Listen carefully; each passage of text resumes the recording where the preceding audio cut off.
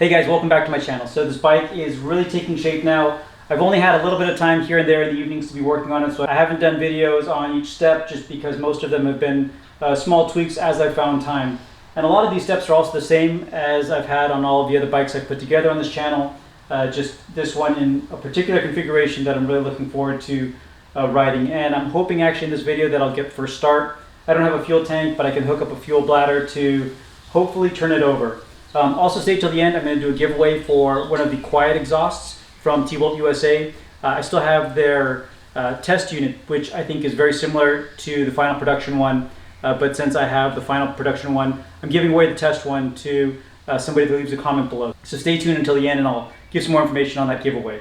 But I wanted to, again, give you some of the details on this bike because it's starting to look pretty awesome. In the last video, I believe I just had it kind of sitting with the wheels near it. I've got the tires mounted on it now. These are the Michelin Pure Pro tires, the 12-inch ones that were originally on my 125 Monkey. Actually, now it's a 181 Monkey, but that bike that you've, I'm sure, seen videos on this channel. I've got the suspension all set up, both front and rear. I have the throttle system set up correctly. The front brake, I need to bleed it, but I have that all hooked up. Anyway, let me take the camera off the tripod and walk you around and show you a couple of these things, and then we'll see if we can't turn it over. All right, so starting on the back of the bike, the 2-inch swing arm mounted very nicely. I still need to do a little bit with the bearings in the rear hub. I also need to mount the sprockets and such. I've got the Minimoto 7mm offset rear sprocket because with the wider tire, I'm going to need to pull the chain further away from the frame of the bike. The same with the front sprocket.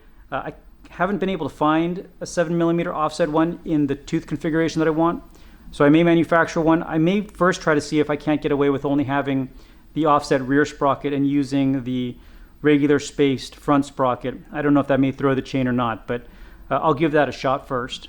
I'm not exactly sure what to do with the fender. It's just sitting here on the wheel right now.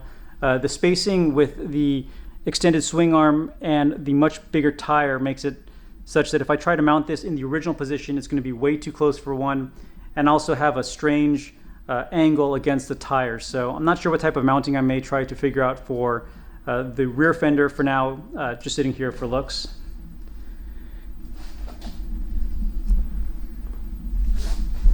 I've already talked about the Cahin PE28 carburetor that I'm running on this bike. It's actually the same one that I had on my other 190.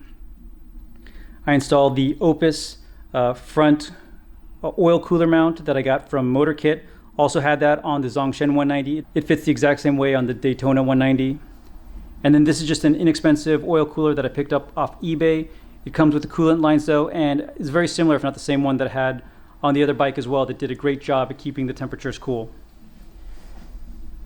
Moving to the front of the bike, this is the disc setup that comes with this front suspension from TBoltUSA.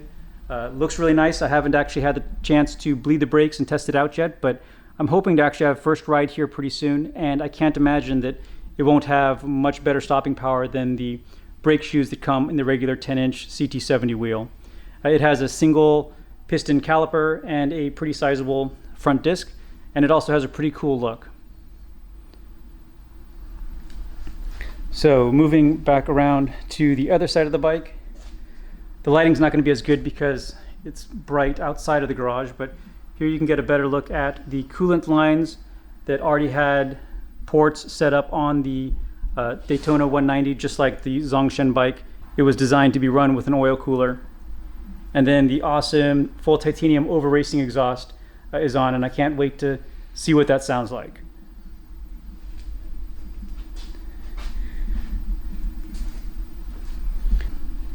And while I'm walking around the garage, this is the 1970 CT70 that I'm planning on doing a restoration. I finally got to start breaking it down. The next step is to get the frame completely apart and get it to paint. What I have been working on though is the engine for this bike. I actually took this completely apart. I think I had it maybe in another video or at least some photos in the community section where it showed me taking this all the way to the frame of the motor itself. I took it over to Josh at JE Vintage, who did the finish work on it with the sandblasting and then vapor honing. But I've really enjoyed putting this whole motor together. I have replaced some of the parts that showed some wear, but otherwise everything looks to be in really good condition, and I'm hoping this will be one of the best original engines that I've put together so far. A couple of other random things here on the table. This is the GT80 rear DAX tail light that I got from WeBike. I think this is also made by Minimoto. I'm not exactly sure I'm going to mount it somewhere up here maybe, but I think that's going to be a pretty neat look. Let me pull it off the gimbal for a second because the gimbal doesn't seem to like it when I'm putting it at odd angles.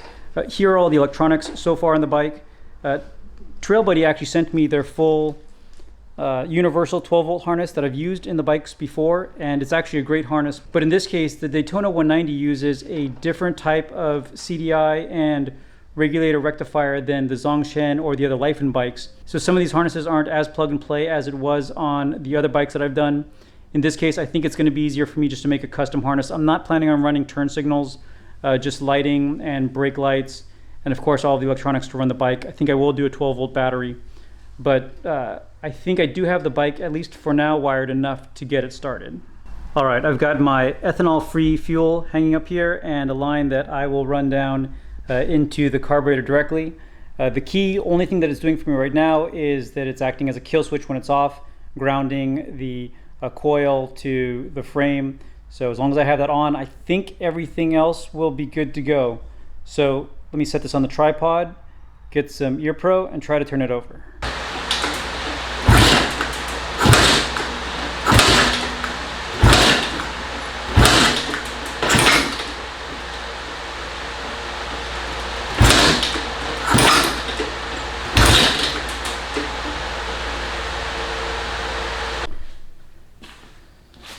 All right, so trying to kick it over, didn't seem to be going. I'm going to first try to make sure I get spark. I know I'm getting fuel.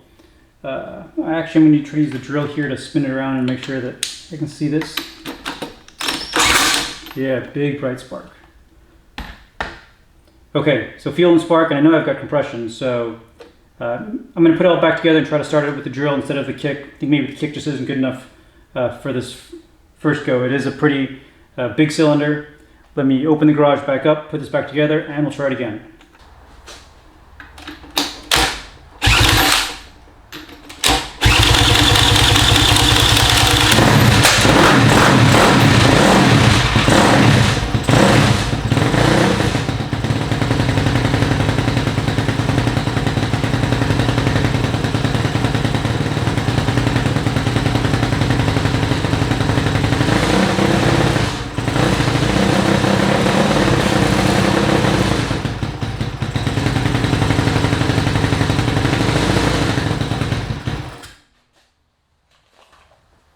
All right, let me adjust the idle screw a little bit because it's needs to be backed up. Let me turn on the fan because it's kind of smoky, but it works. Oh, damn it. Well, I did break my drill bit that holds my sockets.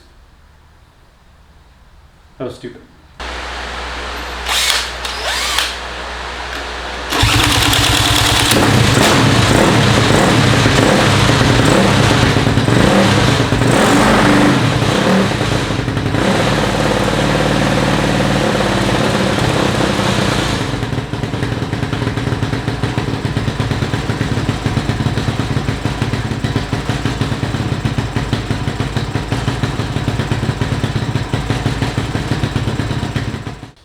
All right, so pretty excited with that first start. I did break 2 sets of those bits that hold my socket as I try to spin it. This motor, while I'm able to do that with CT70s all day, as soon as this one gets going, it tears it in half. So that was probably not the best idea, but it did get the bike started, which was the goal, and these are only a few bucks. So I made some more adjustments on the carb. Actually, let me see if I can turn it over now just with the Kickstarter. Because now everything is flowing well.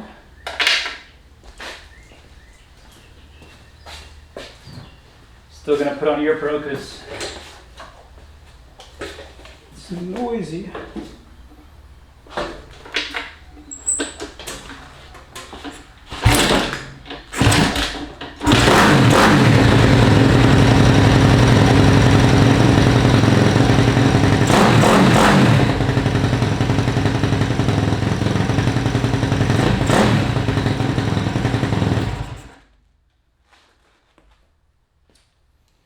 I've been pretty fortunate on all of these builds. The first start usually goes pretty well. So I still need to work on the rear wheel. I need to get the spacers and the sprockets set up correctly.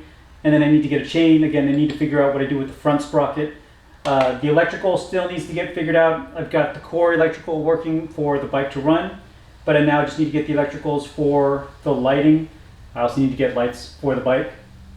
And lots of other odds and ends, obviously, before it's ready to, or before it's finished, but probably not too long before it's ready to ride. So I'm really excited about this. This motor sounds, especially paired with this over racing exhaust, super mean. So I have a feeling this is going to be, I'm sure this is going to be the fastest mini bike that I've got in the garage. And as soon as I put 100 miles on it, I'll take it down to the Dyno GP bikes and see what it puts out. Something else that's interesting on this bike is that the CDI has these connections where you plug different plugs into different plugs. There's a manual that explains it, to have different RPM limiters. I think currently it's set at 10,000 RPM, but there's settings to go up to 12, maybe even 15,000 RPM. So this bike is going to scream, and it's going to be fun dialing it in. And again, I'm really excited about the way that it looks. It's a little bit different than all of the other bikes that I've done, and I still got some ideas for final touches to make this thing awesome. So again, big thank you to TBoltUSA for supporting this build. Really happy with the way that it's come out. And now let me talk about the giveaway. A couple of months ago, I did some videos on the TRC Quiet Exhaust that TBoltUSA sells. We actually did some modifications on this to make it perfectly fit the CT70, and this was one of the prototypes that I was left with that I had in all of those videos. So I thought it'd be a perfect opportunity to give this particular one away. TBolt now does sell the production model, and I'll link in the description below to where you can buy it. But if you comment below on what bike you plan on putting this on, you'll have a chance to randomly win it. So I think next Monday, June 7th, it's 2021, I'll randomly select one of the comments and box this up and ship it out to you. If you leave a comment and you're the winner, I'll reach out to you so that we can verify you're the commenter and get your address and this on the way to you. So anyway, thanks again TBoltUSA for supporting all of these projects that I've been working on. Thanks to all of you for watching. Stay tuned for more videos and keep on building.